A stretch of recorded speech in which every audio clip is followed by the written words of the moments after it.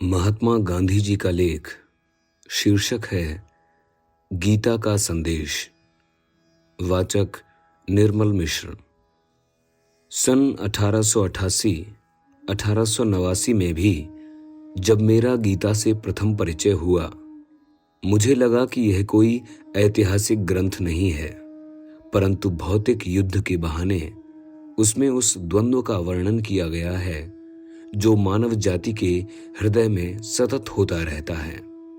और भौतिक युद्ध केवल इसीलिए खड़ा किया गया है कि भीतरी द्वंद्व का वर्णन अधिक आकर्षक हो जाए। यह आरंभिक स्फुरणा धर्म और गीता के अधिक गहरे अध्ययन से और भी पक्की हो गई। महाभारत के अध्ययन से उसकी और अधिक पुष्टि हुई। महाभारत के माने हुए अर्थ में मैं कोई ऐतिहासिक ग्रंथ नहीं मानता।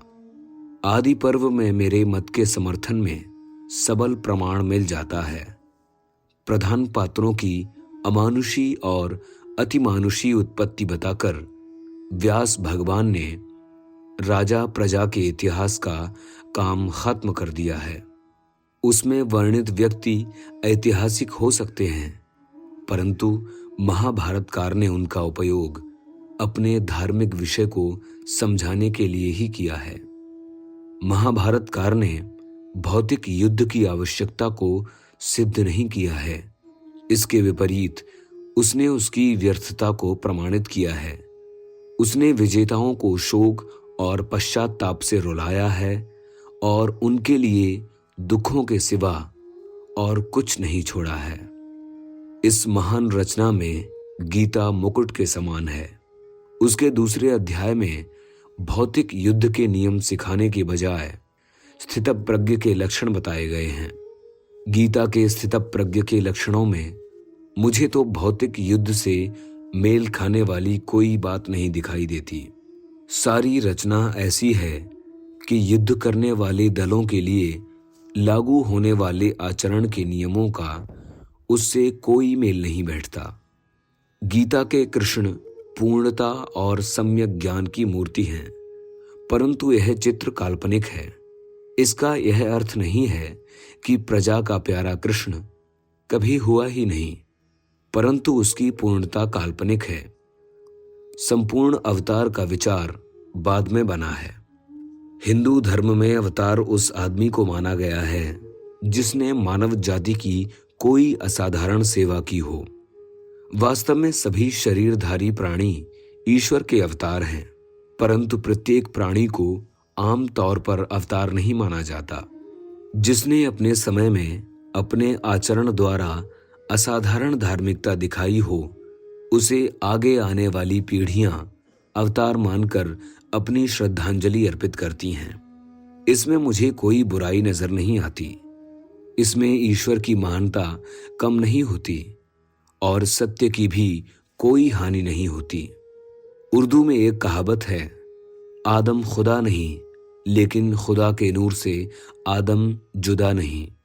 और इसीलिए जिसका आचरण सबसे अधिक धार्मिक रहा हो, उसमें वह नूर सबसे अधिक होता है। इसी विचारधारा के अनुसार कृष्ण को हिंदू धर्म में संपूर्ण अवतार का पद प्राप्त है। अवतारों में यह विश्वास मनुष्य की ऊंची आध्यात्मिक महत्वाकांक्षा का प्रमाण है। मनुष्य जब तक ईश्वर के समान नहीं बन जाता, तब तक उसे भीतरी शांति नहीं मिलती। इस स्थिति को पहुंचने का प्रयत्न ही सर्वोपरि और एकमात्र इष्ट महत्वाकांक्षा है, और यही आत्म साक्षात्कार है। तमाम धर्म ग्रंथों की तरह गीता का विषय भी यही आत्म साक्षात्कार है, परंतु गीताकार ने इस सिद्धांत की स्थापना के लिए उसे नहीं लिखा है। गीता का उद्देश्य मुझे आत्मार्थी को आत्म साक्षात्कार करने का श्रेष्ठ मार्ग बताना मालूम होता है। जो वस्तु थोड़ी या बहुत स्पष्टता के साथ हिंदू धर्म ग्रंथों में इधर उधर बिखरी हुई पाई जाती है, उसे गीता ने पुनरुक्ति का खतरा उठाकर भी अधिक से अधिक साफ भाषा में स्थापित किया है। वह अद्वितीय उपाय कर्म के फल का त्याग है। इसी मध्य बिंदु के चारों ओर गीता की रचना हुई है। यह त्याग केंद्रीय सूर्य है और उसके चारों ओर भक्ति, ज्ञान आदि ग्रहों की तरह घूमते हैं। इस शरीर को कारागार की उपमा दी गई है। जहां शरीर है वहां कर्म अवश्य है।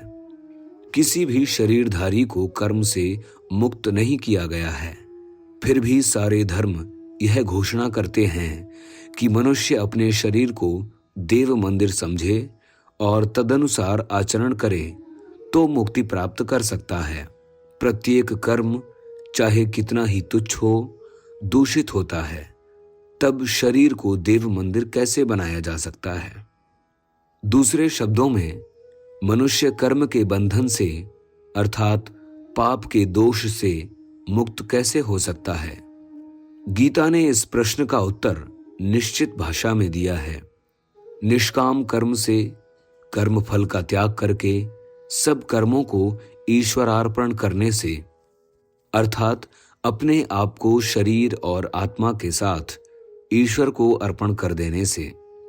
परंतु निष्कामता या त्याग सिर्फ उसकी बात करने से नहीं आता। वह बुद्धिबल से प्राप्त नहीं होता। वह सतत हृदय मंथन से ही सिद्ध हो सकता है। त्याग की प्राप्ति के लिए सम्यक ज्ञान जरूरी है। विद्वान लोगों के पास एक तरह का ज्ञान होता है। उन्हें वेद कंठस्थ हो सकते हैं, फिर भी वे भोग विलास में डूबे रह सकते हैं। ज्ञान शुष्क पांडित्य का रूप न ले ले, इसके लिए गीताकार ने आग्रह किया है कि ज्ञान के साथ भक्ति होनी चाहिए और उसे प्रथम स्थान दिया है। भक्ति के बिना ज्ञान व्यर्थ है। इसीलिए गीता कहती है, भक्ति होगी तो ज्ञान अपने आप आ जाएगा। यह भक्ति शाब्दिक पूजा मात्र नहीं है, यह तो सिर का सौदा है। इसीलिए गीताकार ने भक्त के लक्षण स्थितप्रज्ञ जैसे ही बताए हैं। इस प्रकार गीता में जिस भक्ति की अपेक्षा रखी गई है वह कोई कोमल हृदय का उच्छ्वास नहीं है। अंधश्रद्धा तो वह है ही नहीं। गीता की भक्ति का बाह्याचार से कम संबंध है। भक्त चाहे तो माला, तिलक और अर्घ्यादि का उपयोग कर सकता है, परंतु ये वस्तुएं उसकी भक्ति की कसौटी नहीं हैं।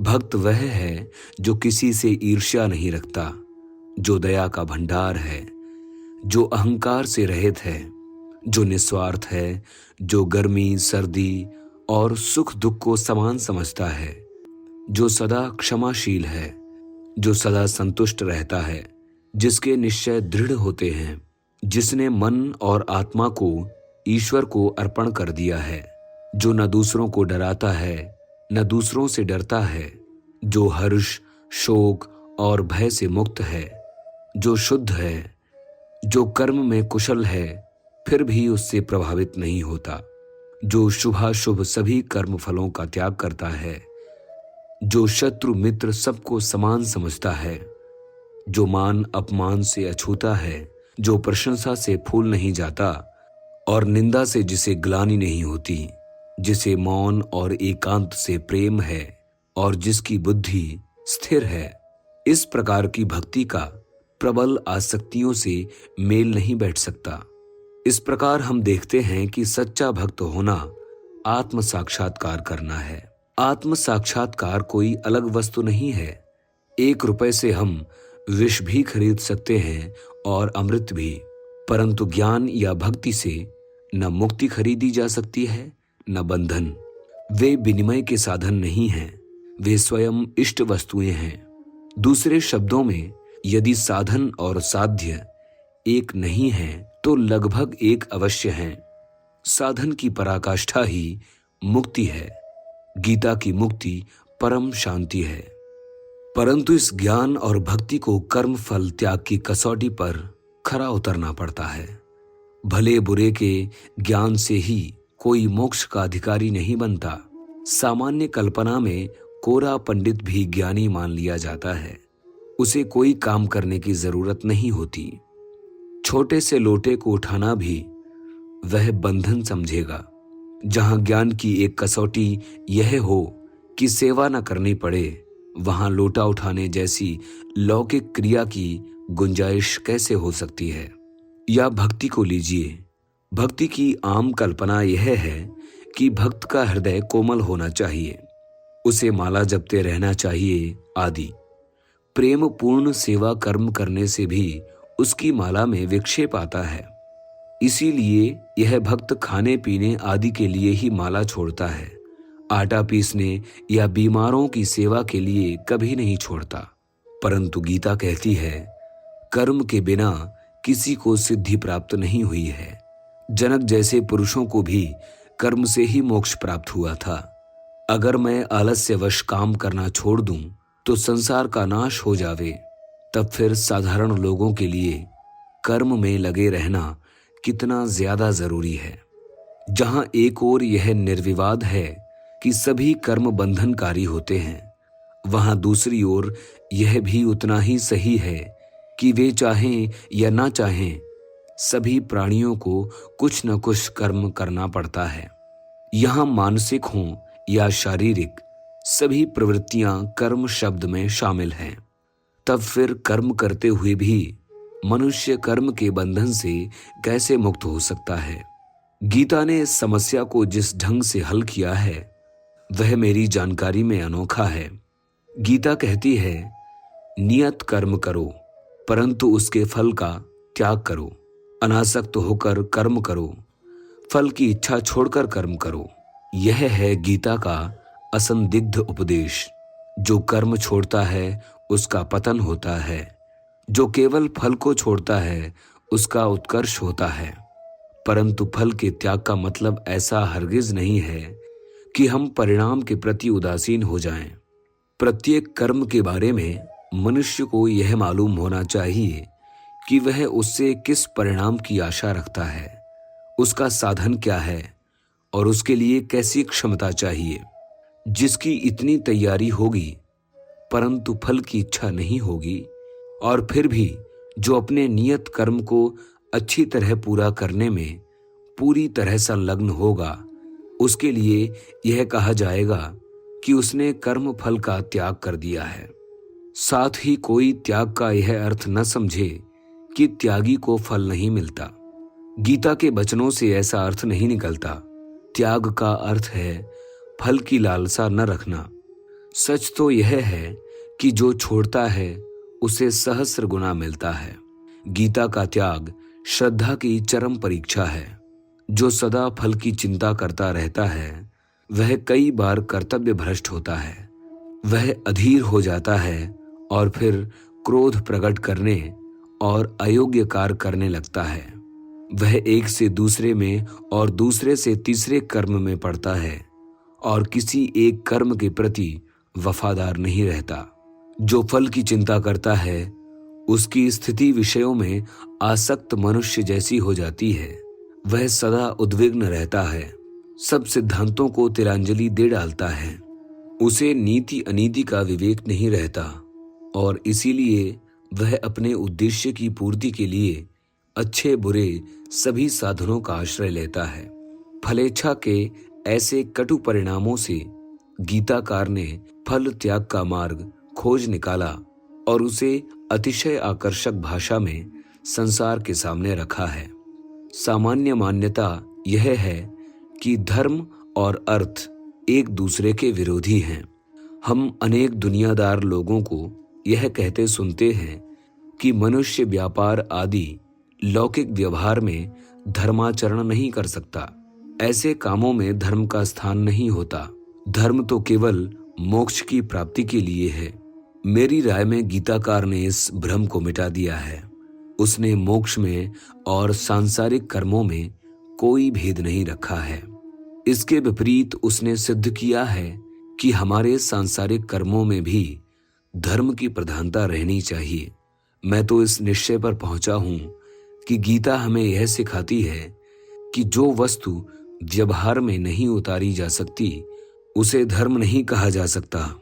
इस प्रकार गीता के अनुसार ऐसे सब कर्म जो आसक्ति के बिना नहीं किए जा सकते निषिद्ध हैं। यह स्वर्ण नियम मनुष्य जाति को अनेक प्रकार के पतन से बचाता है।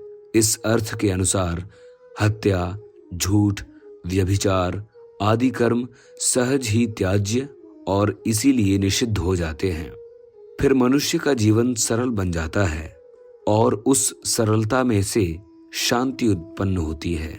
इस विचार श्रेणी का अनुसरण करते हुए मुझे महसूस हुआ है कि गीता के केंद्रीय उपदेश को अपने जीवन में कार्यान्वित करने का प्रयत्न करते हुए हमें सत्य और अहिंसा का पालन करना ही होगा। जब फल की कोई इच्छा नहीं है, तब असत्य या हिंसा का कोई प्रलोभन नहीं हो सकता। असत्य या हिंसा का कोई भी उदाहरण लीजिए तो पता चलेगा कि उसके पीछे वांछित फल प्राप्त करने की इच्छा रही है, परंतु यह मुक्त कंठ से स्वीकार किया जा सकता है कि गीता अहिंसा की स्थापना के लिए नहीं लिखी गई। गीता काल के पहले ही अहिंसा परम धर्म की तरह स्वीकार कर ली गई थी। गीता को तो अनासक्ति का सिद्धांत बताना था, यह बात दूसरे अध्याय में ही स्पष्ट हो जाती है। परंतु यदि गीता को अहिंसा मान्य थी अथवा अनासक्ति में अहिंसा सहज ही आ जाती है, तो फिर गीताकार ने भौतिक युद्ध का उदाहरण क्यों लिया? जब गीता लिखी गई थी उस समय अहिंसा धर्म तो मानी जाती थी, परंतु युद्धों का निषेध नहीं था। इतना ही नहीं, किसी को युद्धों और अहिंसा में विरोध दिखाई भी नहीं देता था। फल त्याग के महत्व का हिसाब लगाते समय हमें गीताकार के मन की खोज करके यह जानने की जरूरत नहीं कि उसकी अहिंसा आदि के विषय में क्या मर्यादाएं थीं। कवि संसार के सामने अमुक सत्य पेश करता है, इससे यह निष्कर्ष निकालना जरूरी नहीं कि वह उसके महत्व को संपूर्ण रूप से पहचानता ही है, या पहचानता हो तो उसे भाषा में हमेशा पूरी तरह अभिव्यक्त कर सकता है। शायद इसी में उस काव्य की और कवि की महिमा है। कवि के अर्थ का कोई पार ही नहीं है। मनुष्य की भांति महान रचनाओं के अर्थ का भी विकास होता है। भाषाओं के इतिहास की पड़ताल करने पर हम देखते हैं कि महत्वपूर्ण शब्दों के अर्थ नित्य नए होते रहते हैं या उनका विस्तार होता जाता है। यही बात गीता की है। स्वयं ग्रंथकार ने कुछ प्रचलित शब्दों के अर्थों का विस्तार कर दिया है। ऊपर ऊपर से देखने पर भी हमें इस बात का पता चल जाता है, यह संभव है कि गीता से पहले के युग में पशु बलि विहित थी, परंतु गीता के यज्ञ के अर्थ में इसका चिन्ह भी नहीं है। गीता में जप यज्ञ यज्ञों का राजा कहा गया है। तीसरे अध्याय से सूचित होता है कि यज्ञ का अर्थ मुख्यतः सेवा के लिए शरीर श्रम है। तीसरे और चौथे अध्याय को एक साथ पढ़ने से हमें यज्ञ के और अर्थ तो मिलेंगे, परंतु पशु बलि का अर्थ हरगिज नहीं मिलेगा। इसी प्रकार गीता में संन्यास शब्द की भी काया पलट हो गई है। गीता का संन्यास सभी कर्मों का सर्वथा त्याग सहन नहीं करता। गीता का संन्यास तो कर्ममय है और फिर भी अकर्म है। इस प्रकार गीताकार ने शब्दों के अर्थ का विस्तार करके हमें सिखाया है कि गीता की भाषा का भी व्यापक अर्थ किया जाए। मान लीजिए कि गीता के शब्दार्थ के अनुसार यह कहा जा सके कि युद्ध का फलत्याग से मेल खाता है, परंतु 40 वर्ष तक गीता के उपदेश पर अपने जीवन में अमल करने के लगातार प्रयत्न के बाद मुझे पूर्ण नम्रता से अनुभव हुआ है कि सत्य और अहिंसा के पूर्ण पालन के बिना पूर्ण कर्म फल त्याग मनुष्य के लिए असंभव है। गीता सूत्र ग्रंथ नहीं है, वह एक महान धर्म काव्य है। उसमें जितनी गहरी डुबकी लगाइए उतने ही नए और सुंदर अर्थ मिलेंगे। सर्वसाधारण के लिए होने के कारण उसमें सुखद पुनरुक्ति है। इसीलिए गीता में आए हुए महाशब्दों में अर्थ युग युग में बदलते और विस्तृत होते रहेंगे, परंतु उसके केंद्रीय अर्थ में कभी फर्क नहीं पड़ेगा। शोधक को स्वतंत्रता है कि इस भंडार में से वह जैसा चाहे अर्थ निकाल ले, ताकि वह अपने जीवन में इस केंद्रीय उपदेश पर अमल कर सके। गीता कोई विधि निषेधों का संग्रह भी नहीं है। जो वस्तु एक आदमी के लिए विहित है वह दूसरे के लिए निषिद्ध हो सकती है। जो चीज एक समय या एक स्थान के लिए मान्य हो, वह दूसरे समय और दूसरे स्थान के लिए मान्य न भी हो। लेकिन फलासक्ति का सर्वत्र निषेध है, अनासक्ति सर्वत्र अनिवार्य है। गीता ने ज्ञान का गुणगान किया है, परंतु वह निरी बुद्धि से परे है। वह हृदय को लक्ष्य में रखकर कही गई है और हृदय गम्य ही है। इसीलिए गीता उनके लिए नहीं है जिनमें श्रद्धा नहीं है। स्वयं ग्रंथकार ने कृष्ण से कहलवाया है, जो तपस्वी नहीं है, जो सुनने की इच्छा नहीं रखता और जो मेरा द्वेष करता है, उससे तू यह ज्ञान कभी न कहना। परंतु जो यह परम गुह्य ज्ञान मेरे भक्तों को प्रदान करेंगे, वे अवश्य ही इस सेवा द्वारा मुझे प्राप्त करेंगे। और जो द्वेष मुक्त होकर श्रद्धा पूर्वक इस उपदेश को मात्र सुनेंगे, वे भी मोक्ष प्राप्त करके वहां रहेंगे जहां सच्चे पुण्यवान लोग मृत्यु के बाद रहते हैं। महात्मा गांधी जी का लेख। शीर्षक है गीता का संदेश। वाचक निर्मल मिश्र।